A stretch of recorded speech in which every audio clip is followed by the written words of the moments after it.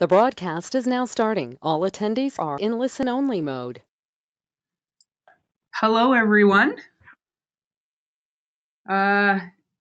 It's, I guess, time to start. We don't have absolutely everybody who's registered on yet, but I think we should start because we're just a minute late. I just wanted to say thanks all for coming. And I have quite a lot of things to say, but really I think that the really important stuff should come from Sam. So I'm going to hand it over to him pretty much right away. Thank you very much, Tracy. No problem. Can we go to the next focus?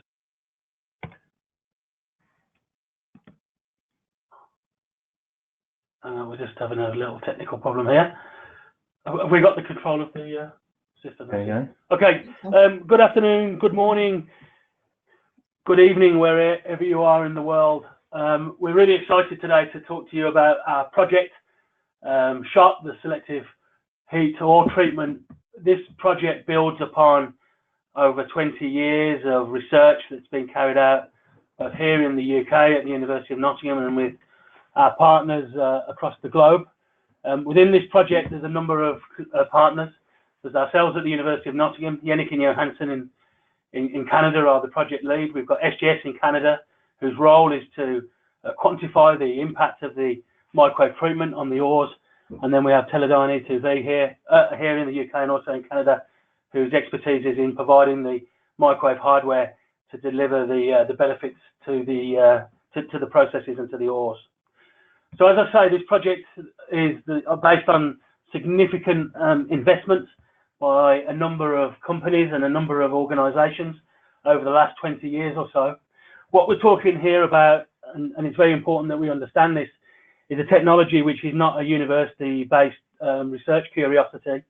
There is still a number of universities around the world who are working at a very small scale, typically using kitchen or domestic type microwave facilities to process and treat ores on a small scale. What we're talking about here is a system which is now ready for development towards a commercial system. As I go through the webinar, I'm going to talk about the development of a significant scale pilot plant that was built here in the UK. My colleague Andrew Batchelor is going to talk about some of the results that came from it, and we're also going to talk about the pathway from where we are now to a full-scale commercial implementation. We're also going to focus quite a lot on the value proposition for the use of microwave technology, how we induce the fractures in the ores, and areas that we've looked at previously in terms of the utilisation of these fractures for benefits, and those benefits could be around sustainability, they could be around increased competitiveness, or they could be around transforming the way that you operate your plants and derive value from the contained mineralogy. Mineralogy is really one of the key aspects that we're interested in when we think about microwave treatment and we think about selective heat ore treatment S.H.O.T. It's the controlling factor, the grain size distribution, the mineral association, and the types of minerals that are present, and the relative thermomechanical properties of those minerals. And as we go through the webinar today, we'll talk about that in a little bit more detail. So if you are interested, you can start to think about some of your own ores, your own mineralogies, and how they may be applicable to this technology. If you'd like to ask questions, and I'm sure you will, please type them and we'll try to answer them as we go through the presentation today. We're going to finish with an outline of the Crush It Challenge, and hopefully that will give you an idea of the types of things that we'll be doing, and hopefully we'll pique your interest in becoming involved. So before we start talking too much about the detail of microwave processing and of ores, I'd just like to start off with some definitions of what is a microwave, so we're all clear exactly what I mean by this. So microwaves are non-ionizing radiation, and they sit there between radio frequency and infrared and are characterized by certain frequencies. Your domestic microwave oven at home is at 2.45 gigahertz, and that has an associated wavelength in free space of just over 12 centimeters. And when we design the box to give you the heating effect in your food, the size of that box is dictated by the wavelength. For industrial processing, we use a lower frequency, which has a higher wavelength. And the wavelength, the majority of the applications that we consider is of the order of 30 centimeters or so, and this corresponds to a frequency of 896 or 915 megahertz, and I'll talk a little bit more about frequency in the context of safety on the next slide. The majority of the interaction of the microwave and the minerals is through semiconductor losses. Most sulfides are semiconductors to a greater or lesser extent, and therefore the interaction is principally with the electric field portion of the wave, as shown there in the top right hand corner of the slide.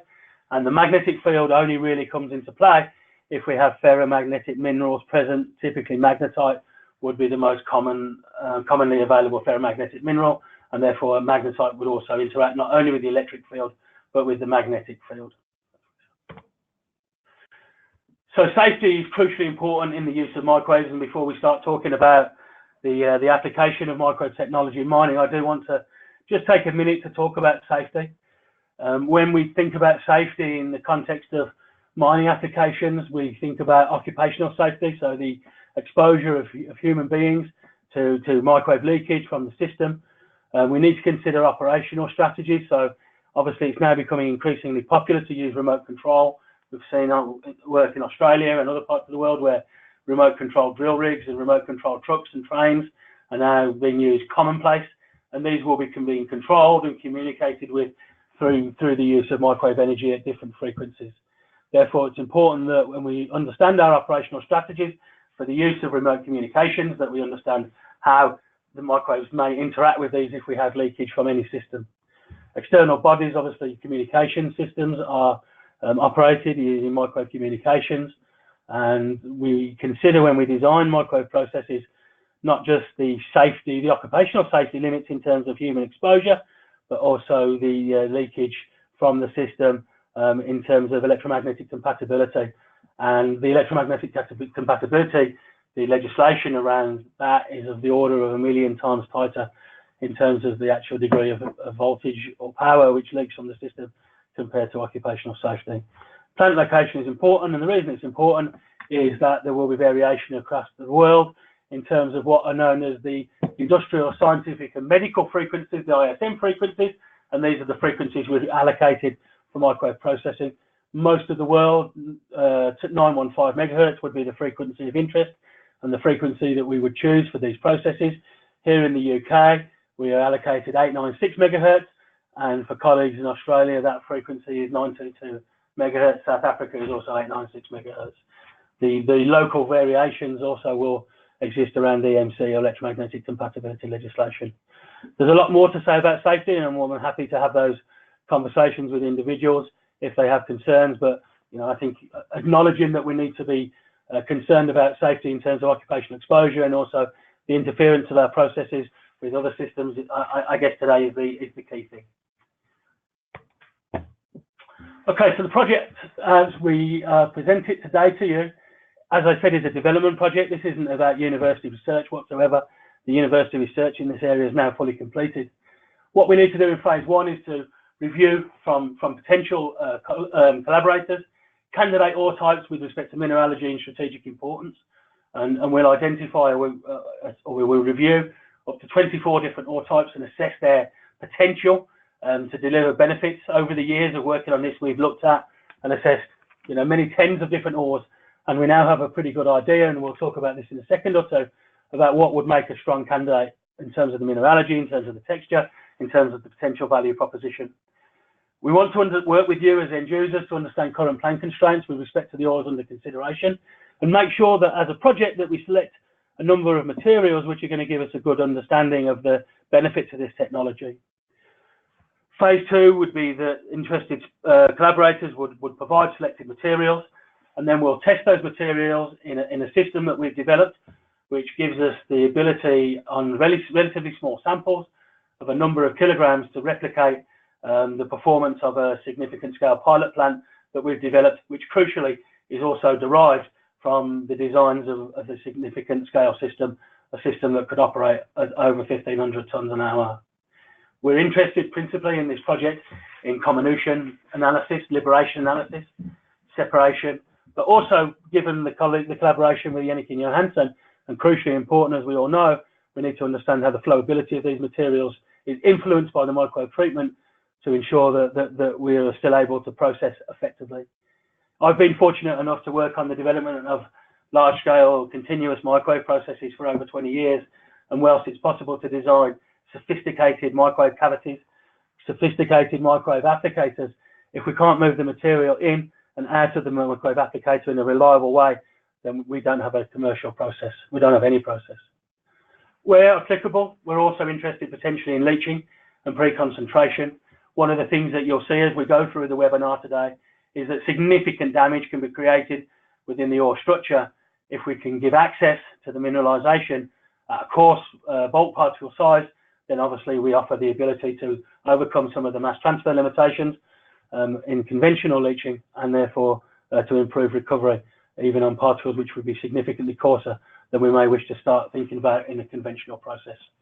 Phase 3 is around understanding the benefits of the technology, what it may mean to your flow sheets, and then to develop and to work with you to develop value proposition, thinking about materials handling, thinking about the impact of moisture and clay, thinking about the impact of particle size, thinking about the best position within the circuit to carry out the microwave treatment, and to think about how we could maybe redesign some of the circuits to give different outcomes. And that's something that we've worked on with a number of companies over a number of years now. And once we've induced the fractures in the sample, there's some really interesting questions to ask about how do we really extract the real value or commercial benefit from this technology. So every year there's around about 2,000 papers published on the use of microwave technology in process engineering. Whilst only a fraction of those are only on applications in the mining industry, there has been a number of reviews, there has been a number of publications, and I'm sure many of you have read some of these. You know, starting back with Walkowitz and the work at CanMet in the 1980s, US Bureau of Mines. You know, when the applications of microwave technology were first considered. One of the things, as I say, about in my career is that working on the development of microwave technology in large-scale applications, not just in the mining industry, but in other primary industry sectors as well, we've seen what aspects to a project lead to success. And when I look back on the history of the development of this technology through my group here at Nottingham, we've often been able to identify a compelling advantage. We've established a real problem. What are we actually trying to solve? High value materials, well, you know, that may or not be the case in the mining industry. Certainly in some of the chemical work we've done in the pharma industry and food industry it is. The need for industry to be closely related to the work, the need for a strong collaboration with industry, an interdisciplinary approach. You'll see from the project team that we present today in the S.H.O.T program that we have a very interdisciplinary team. Understanding the value proposition is crucially important, and we'll talk more about that in a minute. Clearly, compatibility with existing processes is important, and also a trained workforce to support. Microwave technology is an expensive technology. If all we're trying to do is we're trying to apply the latent heat of vaporization, then it's always cheaper normally to use a conventional source of heat. But when we look at the failure of scale-up of microwave technology, and some of these apply to previous attempts of people to scale up microwave applications in the mining industry, there's a number of factors which we can look at and are consistent with the failure of those projects. Lack of piloting, high capital costs, incomplete economic analysis, lack of support from experts, use of general purpose equipment. You know, particularly in mining, people have tried to do early stage research using kitchen microwave ovens, $30, $50, poor and unrealistic engineering, particularly about the integration of materials handling with microwave engineering. And of course, you know, competition from reluctance to abandon conventional technology. The difference here, of course, is that things that microwaves do for us, the selective heating, the ability to heat the individual mineral phases selectively, create significant fracture, and the ability to penetrate into the depths of the rocks are things that are unique to microwave energy and the things that give us significant benefits in this case. This slide is a complicated slide. I appreciate that. The black axis at the bottom is years. So we start here with 1980 and we go up to quarter one in 2015. The blue line is the throughput in tons per hour of microwave systems, and the yellow line is dose in kilowatt hours a ton.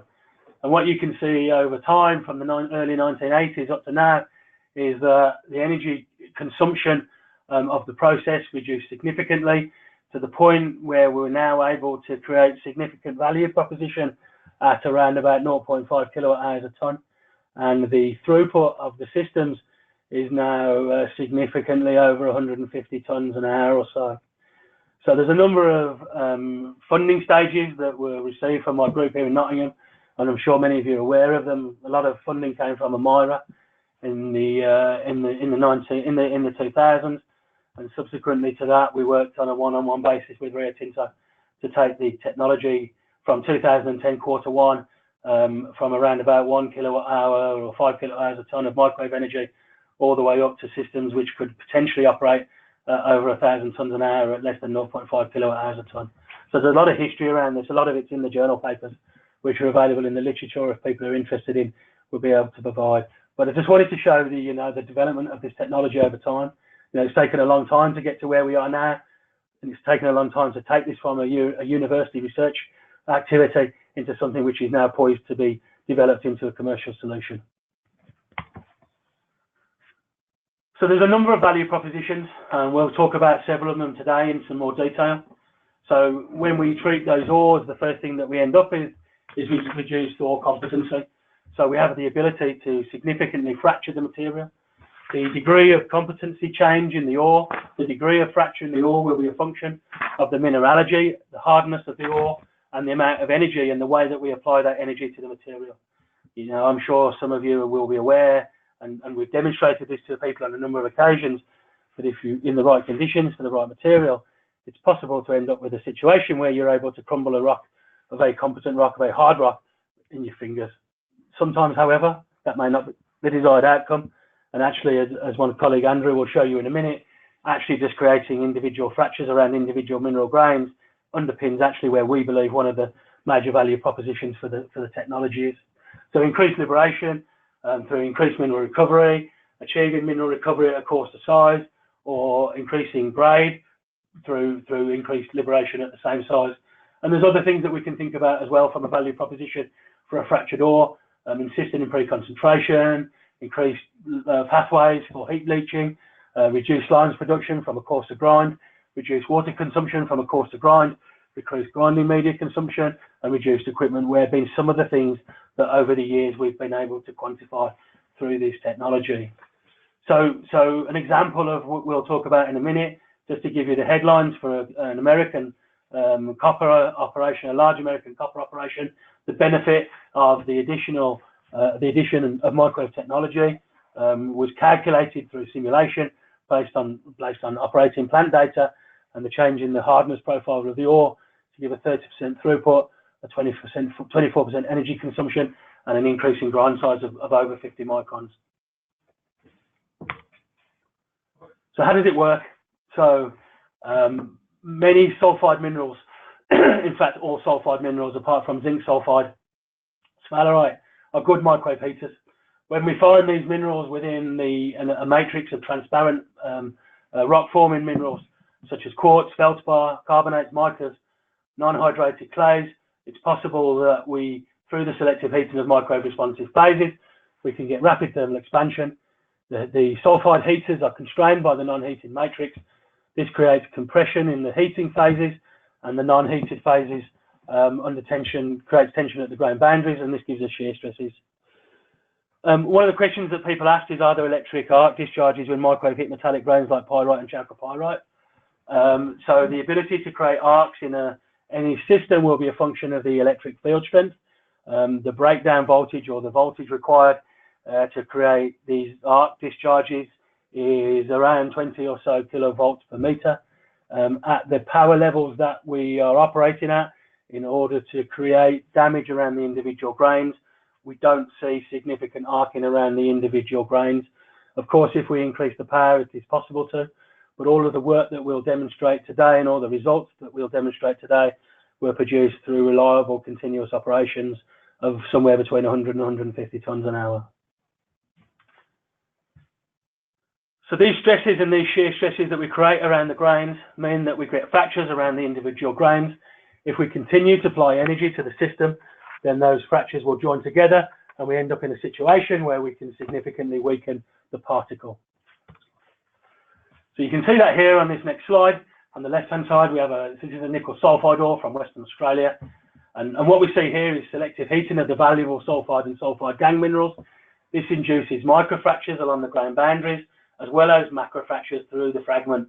This leads to increased ore competency, improved liberation, and increased access to internal sulfide mineralization. So the photograph you can see there on the left-hand side shows an SEM image of an ore pre-treatment, and the one on the right-hand side is exactly the same ore, exactly the same area of interest in the photograph. And this is after treatment, and what you can see if you look carefully is both the presence of intergranular and transgranular fracture. So you'll see individual very small fractures around the sulfide mineralogy, and then you'll see the pathways of larger transgranular fractures through the ore matrix. And you can see the same again on the right hand side in those SEM images.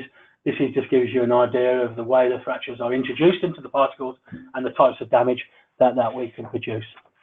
So I'm now going to pass on to Andrew, my colleague, and Andrew is going to talk us through in a little bit more detail around the potential value proposition for the technology. Oh, you do that. Okay.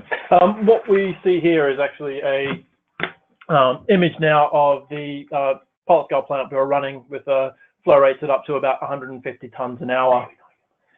This was based in an industrial site very close to the university here in Nottingham, and we were running that ourselves with support from Jenneke & Johansen and E2V a few years ago.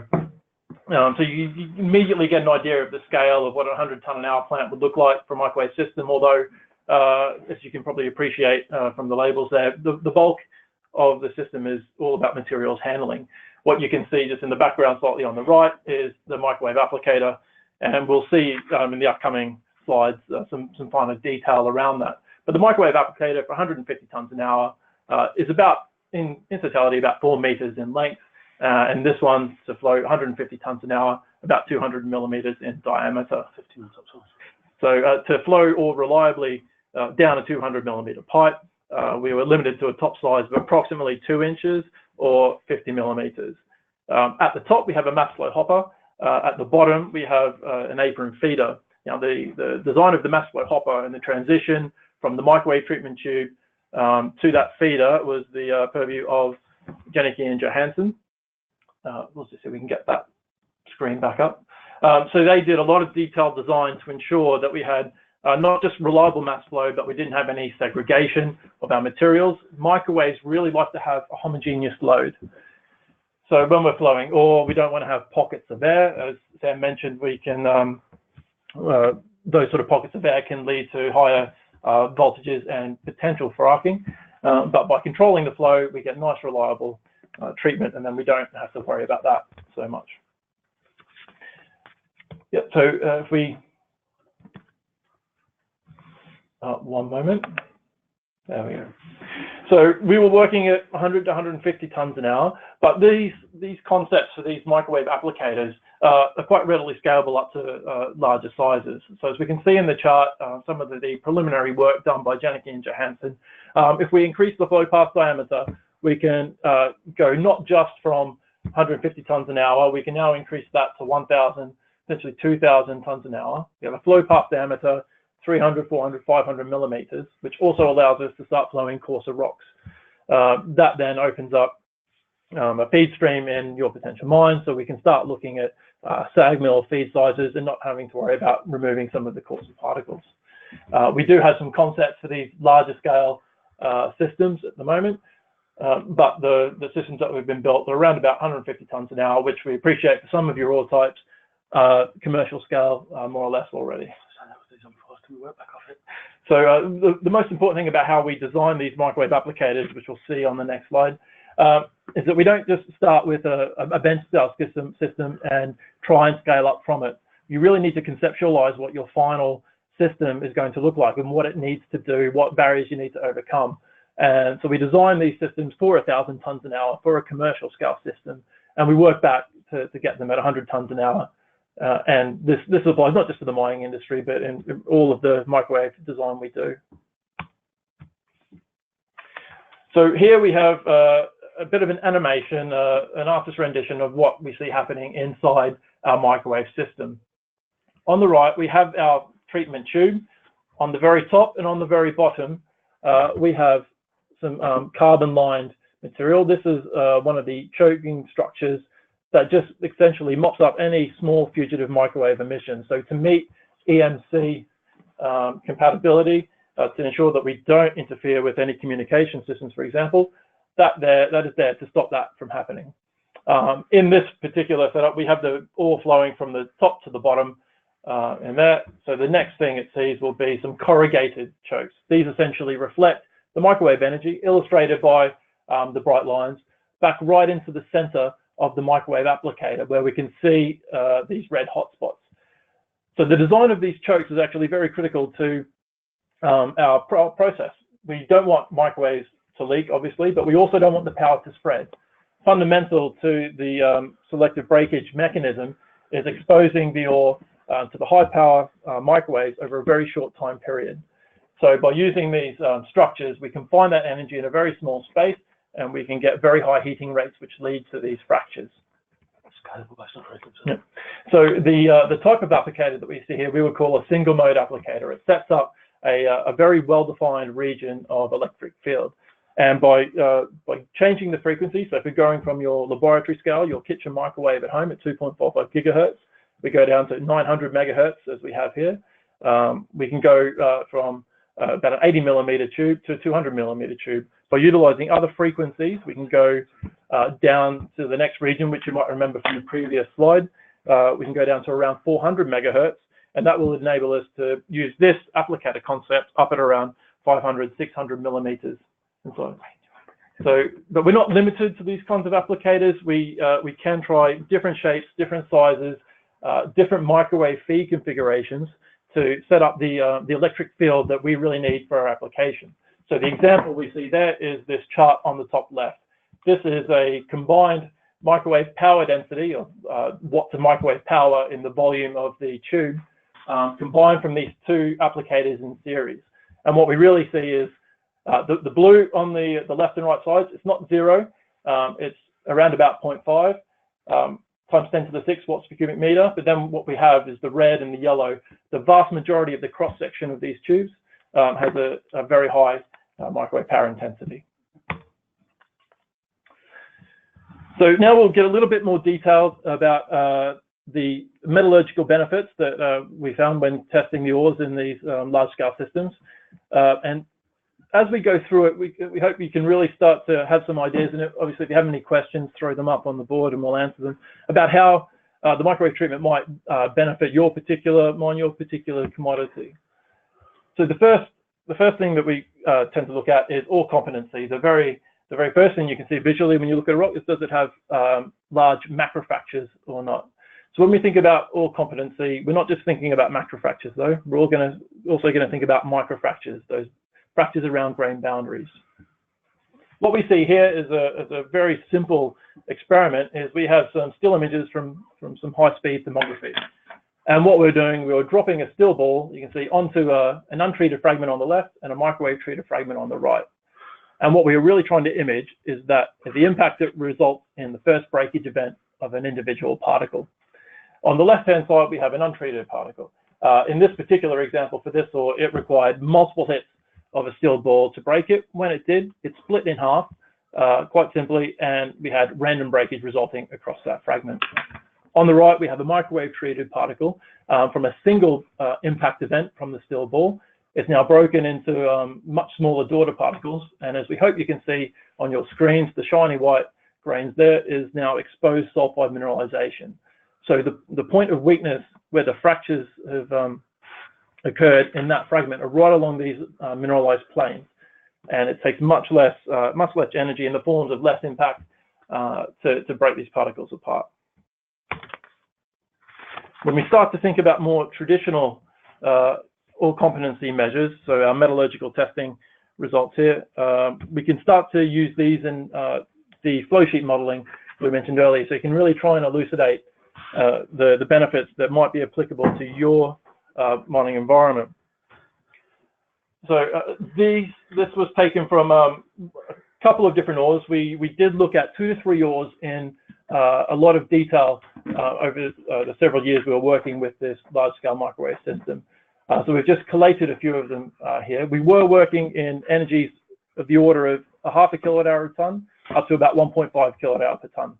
So we're in about the 1 kilowatt hour per ton range, which we think for a lot, the particular application was porphyry copper. So 1 kilowatt hour a ton is around about a viable energy then for different value propositions.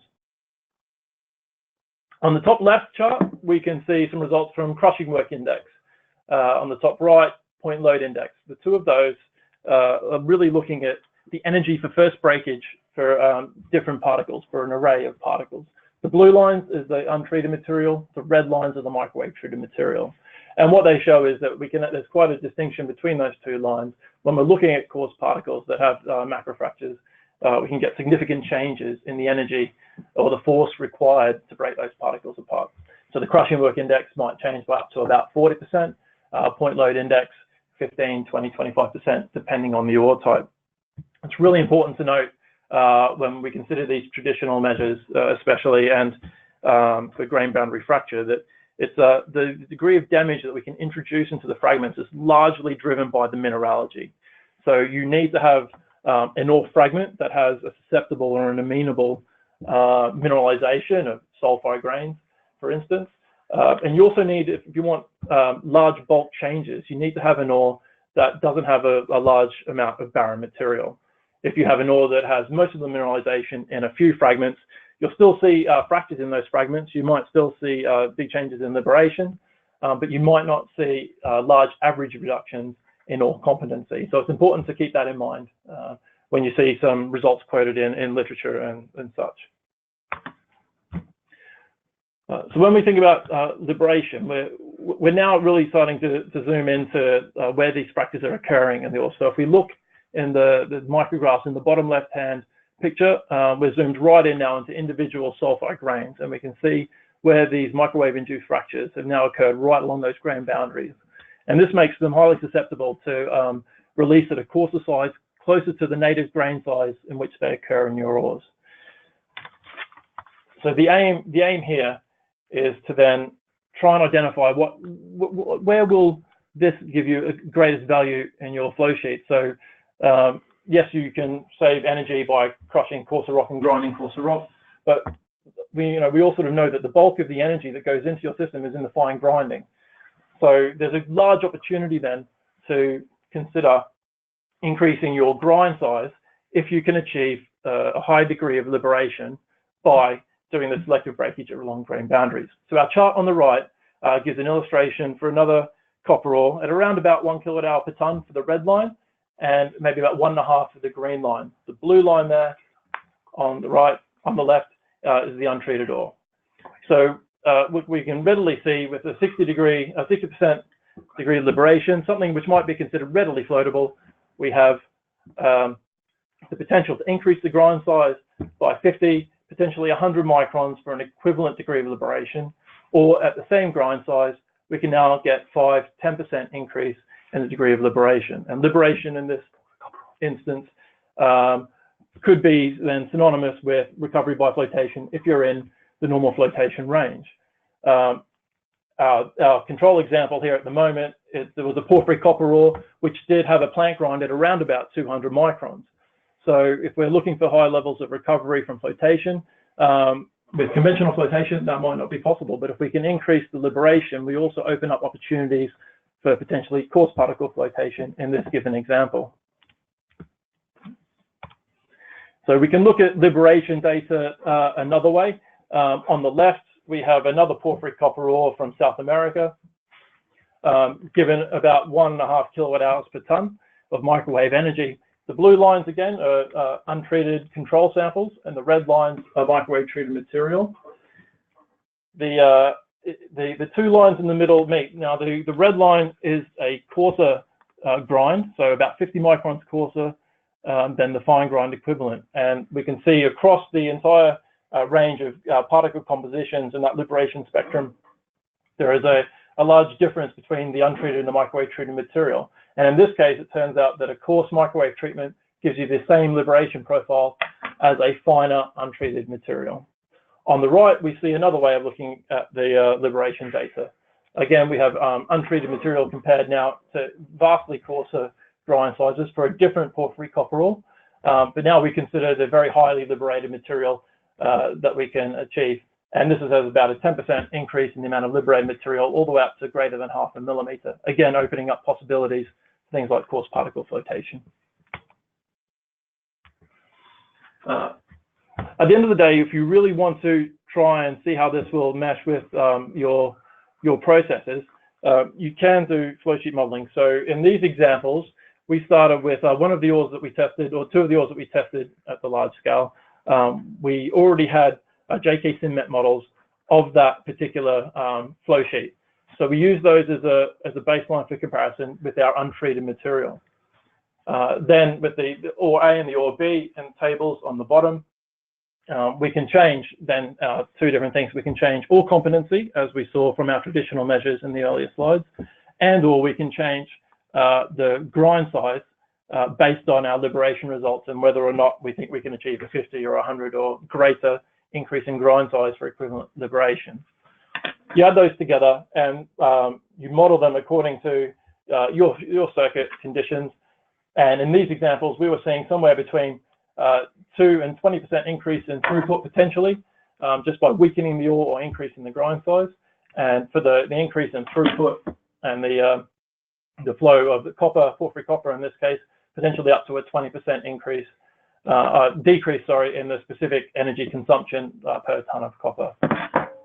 On the right-hand side, also we have another example then of another ore where we are looking at a finer grind size, so where we could increase the grind size within the normal floatable range, and going from 70 microns to 120 microns then gives you even greater potential to increase the throughput up to about 45%.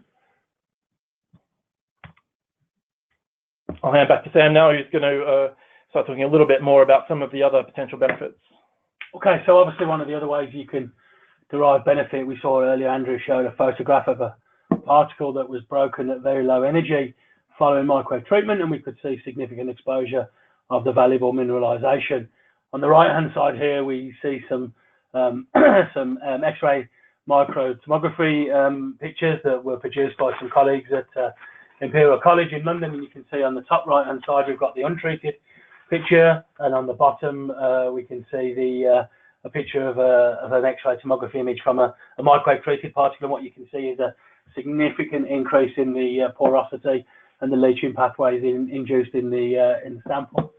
Obviously, Andrew showed the picture in the top right earlier, showing the particle, the fracture around the individual grains, and there we can see a photograph in a -35 plus 20 millimeter particle at the top, where we've induced major macro fractures, and indeed this would be something that you would be able to crumble in your hands. You know, my philosophy is always from an energy saving point of view in mineral processing and comminution, the best way to save energy is not to grind the rock to begin with, and what the microwave technology does through the ability to put both macro and micro fractures in the ore is to offer the potential of either through heat leaching or through column leaching, for example, to give us the ability to increase the mass transfer either of the reactants to the system or to the products of the leaching reaction away from the mineralized grain.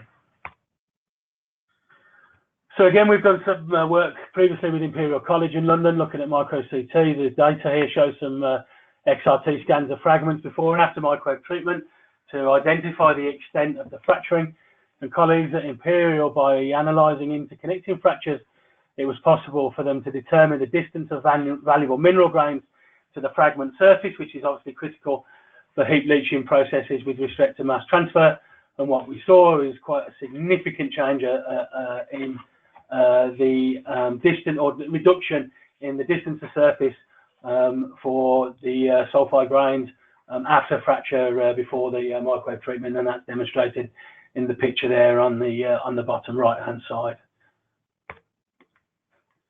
Obviously, there's also opportunities in heat leaching, and here's some ideas and some concepts that have been at least in a preliminary way investigated by colleagues as we've gone through the development of this technology over a number of years. And here's some examples of some outputs from some very simple leaching experiments which were carried out. On the right hand side there we have some X-ray tomography images again. The red is the mineralization, the top particle shows the untreated, and the bottom one shows the treated. The green material, the green phase is the fresh air, free space, as identified in the X-ray tomography. And what you'll see if you do a quick comparison of the top picture on the right hand side with the bottom one, you'll see that there is a significant increase in green, indicating free space, and that green is typically located in the areas of highest mineralization, therefore suggesting that the pathway to the valuable mineralization have been significantly increased. And we can see some very simple data there, very early stage data that shows the increase in both percentage and rate of extraction, noting of course that the total extraction there is relatively low as the time and the process is relatively early. So we've seen some work here around the potential for value. You know, I think our view would be the value propositions for microtechnology are numerous, and it would be helpful if people are interested in seeing this technology move forward to have a conversation with the partners about how best to derive the benefit of the fractures that we've induced in your ore. The ability, however, to induce fracture in the ore is related principally to our ability to create an electric field strength of an appropriate intensity, and also the mineralization and the mineral texture of the ore. One of our colleagues on the line has asked a couple of questions around what is the percentage of sulfide, and that's a really interesting question, and I'll attempt to answer that over the next slide. When we use techniques like MLA or other automated mineralogy techniques, we can use those techniques really to look at a map of the mineralization. That enables us to look at the grain size distribution. It enables us to look at the mineral association and the relative location of microbe absorbent to microtransparent minerals. In the bottom right hand corner here, we can see an image which we create from doing that mineralogy. We have MLA facilities here at the university, and I've had for a number of years, and we've looked very carefully and spent a lot of time understanding the relationship between ore texture, ore modal mineralogy and outcome. And what we see from a micro point of view is a two-phase material here. It's extremely complex mineralogically. However, from a micro point of view, we can really simplify this into the some phases that absorb microbes. They're the yellow phases, and they will heat rapidly, and the rest of the ore is transparent. And what we've done over the years is a significant amount of work to understand the microbe absorbing or dielectric properties of the majority of the major rock forming minerals from many of the key geological locations of the mining industry around the world. So when we think about importance of mineralogy, and again, hopefully this will answer the question from the colleague on the line, we've looked at the relative modal abundance of sulfide minerals and other microbe absorbing phases, and typically we find significant benefit in terms of exposure or fracture where we have somewhere between 2 and 20% of microbe heating phases. Principally, they will be sulfide. They don't all have to be value. We obviously would find, you know, a relatively small amount of chalcopyrite or other copper minerals in a porphyry, but however, pyrite would be a strong microbe absorber and would be present in more significant amounts, perhaps. We're interested, of course, then in the degree of association between the chalcopyrite and the pyrite, and mineral association is something that we've spent a long time understanding over many years in terms of this technology. Microbe heating, or the benefits of microbe heating, also relate to the thermomechanical properties. We're interested in highly microbe responsive phases in a non-responsive matrix. I talked about the mechanism of how this works earlier, and indeed there's a number of papers that we've published in the literature showing some simulation techniques using finite element or finite difference simulations to show how the passage of fracture develops within ores. Mineral association, very important. What we're really looking for is a good association, a close association within the texture of the ore between the microbe heating valuable phases and gang phases, e.g. chalcopyrite with pyrite, and the hardest minerals that are present. And we're also obviously interested in the distribution of the valuable microbe heating phases. We're interested in that the mineralization is well disseminated, it's texturally consistent, or we're interested in veins or clustering, as typically these are aspects of the texture which lead to significant damage being induced within the particle. Okay.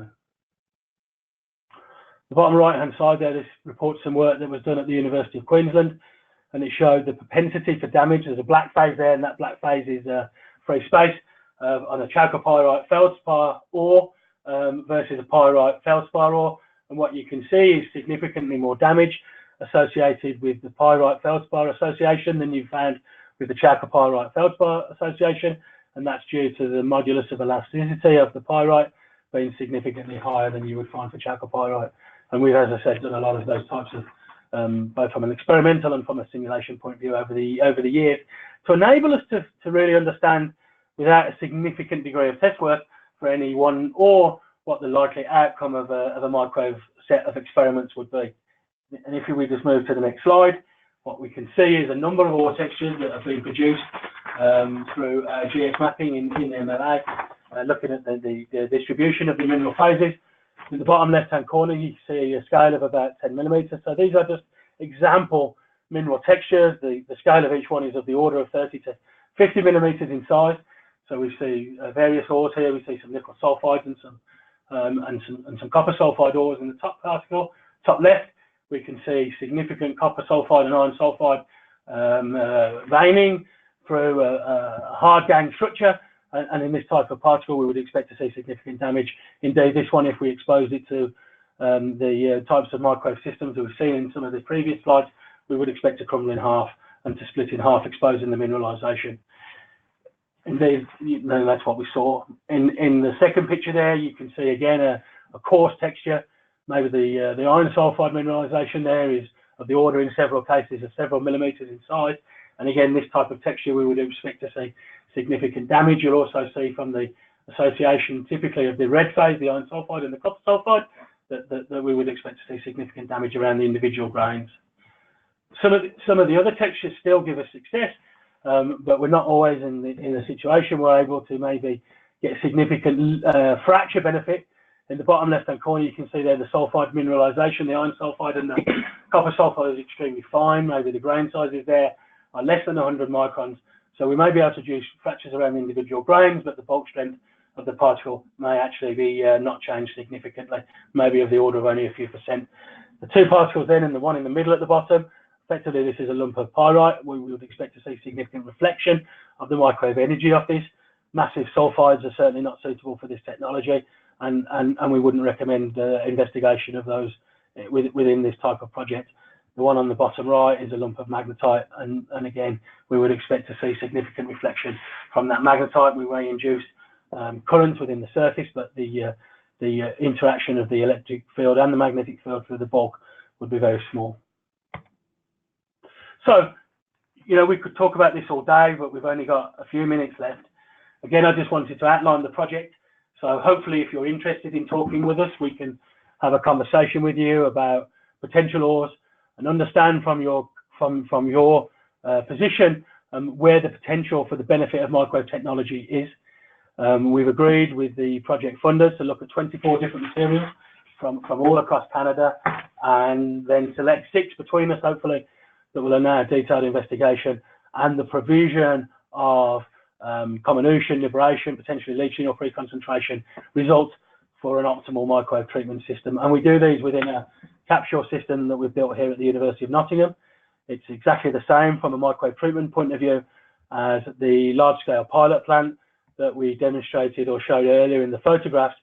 And this obviously then is able to trace its roots back to very large-scale systems which have been designed for microwave treatment of ores, and at least from a materials handling point of view, at large scale have been validated. The project then will go on to finish with flow sheet modelling, and through conversations with yourselves as collaborators, hopefully be able to identify for yourselves where the potential value proposition is and an order of magnitude estimate of the scale of the value for the technology. The success of the project ultimately is driven through the relationships and the collaboration that we set up. We're very keen to talk to anybody about how this technology may add value to them. Within a webinar, clearly all we can do is sort of whet your appetite, I think, for the potential of the technology, and we will be certainly very happy to have further conversations with any of you around some of the detail around your materials or what the potential value for the technology may be in your mine sites. So, Chris, do you want to just move forward to the last slide there? Just miss that one out, and then we'll go to the last one. Okay. So, from the Nottingham side, hopefully that provided you with a good understanding of where we've been. If anyone's interested, then I think there's another slide, please. Tracy, you or Joe going to hijack? Yeah. Do you want to take that back? You're going to take control and contact details up? No, I just wanted to show that the one slide. I think Joe's going to go over and do it. Yeah. So just so you have a way to get in contact with me, that email address does go to me. So if you're interested and you have more questions, you'd like to talk one-on-one with us, then reach out to me. You can call me if you like, but if not, then send an email and we'll coordinate when to organize the calls. And Okay. if anyone has any questions at this point, I think we maybe have a couple of minutes to answer them. I think the ones that I've gotten texted to me throughout the thing I've passed on, and I think most of them have actually been answered. But if anybody has anything they want to say, Joe could either unmute you and you could speak it, or you could type it and then we'll pass it along.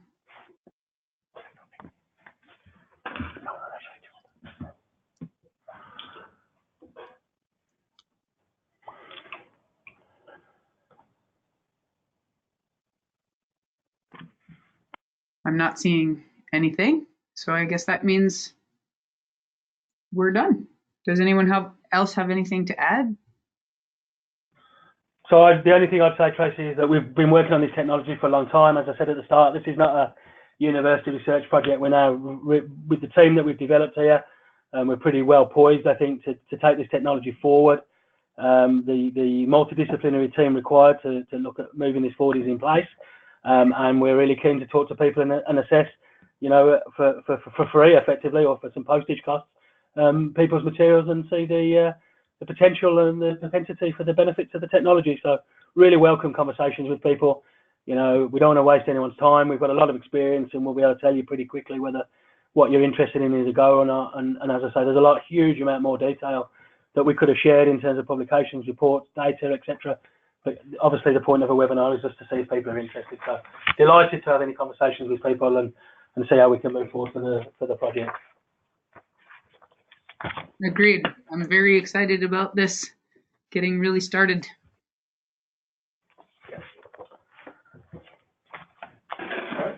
So thank you very much all for attending. Thanks, Anne.